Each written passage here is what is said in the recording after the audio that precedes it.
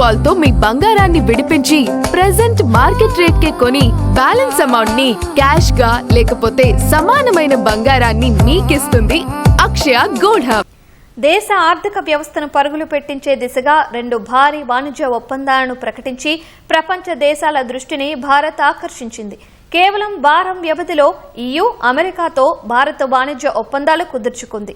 ఈ 2 ఒప్పందాల ద్వారా రాబోయే 10 ఏళ్లలో భారత ఎగుమతులు దాదాపు 12 లక్షల కోట్ల రూపాయల మేర పెరిగే అవకాశం ఉందని నిపుణులు అంచనా వేస్తున్నారు.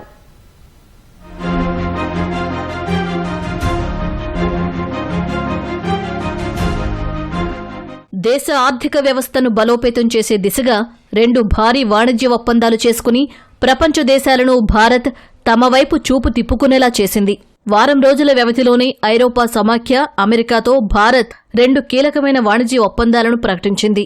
అమెరికా, EUతో భారత్ వాణిజ్య ఒప్పందాలు ఆ దేశాలతో నెలకొన్న దౌత్యపరమైన ఉద్రిక్తతలను దూరం చేసే అవకాశముంది.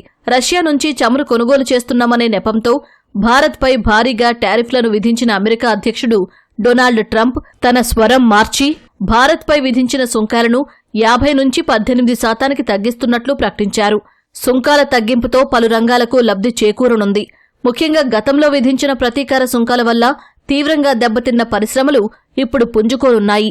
అగ్రరాజ్యం సుంకాల వల్ల గతంలో ఉక్కు రంగం ఎగుమతులు 40% పడిపోయాయి. తాజా ఒప్పందంతో టాటా స్టీల్, JSW స్టీల్ వంటి దిగ్గజ సంస్థలు సుమారు $2 బిలియన్ మేర ఖర్చులను ఆదా చేసుకునే అవకాశం ఉంది. ఇది కంపెనీల ఆదాయాన్ని, లాభాలను గణనీయంగా పెంచుతుందని నిపుణులు అంచనా వేస్తున్నారు. అటు అమెరికా ఒప్పందంతో భారతీయ జనరిక్ ఔషధాలకు డిమాండ్ ఏర్పడనుంది. దీనివల్ల అమెరికాకు ఎగుమతయ్యే భారతీయ ఔషధాలు పెరగనున్నట్లుగా తెలుస్తోంది. దీనివల్ల అమెరికాకు ఎగుమతయ్యే భారతీయ ఔషధాల విలువ $10 బిలియన్ల పెరగవచ్చని అంచనా. అటు ట్రంప్ ప్రతీకార సుంకాలతో కుదేలైన ఆక్వా రంగం తాజా ఒప్పందంతో తిరిగి పూర్వ వైభవాన్ని సాధించే అవకాశం ఉంది. సుంకాల ప్రభావంతో ప్రస్తుతం అమెరికాకు ఎగుమతవుతున్న భారత సముద్ర ఆహార ఉత్పత్తుల మార్కెట్ విలువ సుమారు $850 మిలియన్ ఉంది. ప్రస్తుత ఒప్పందంతో వీటి మార్కెట్ విలువ పెరిగే అవకాశం ఉంది.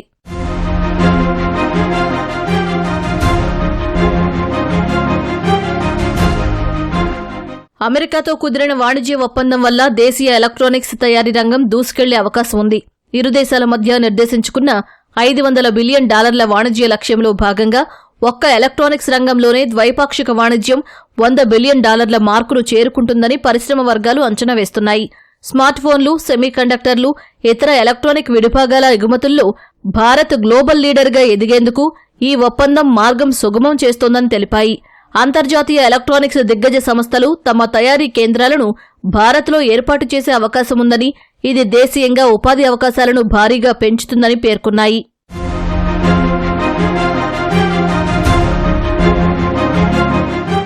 దాదాపు 2 దశాబ్దాల నిరీక్షణకు తెరదించుతూ ఐరోపా సమాఖ్య దేశాలతో భారత్ స్వేచ్ఛా వాణిజ్య ఒప్పందం కుదుర్చుకుంది.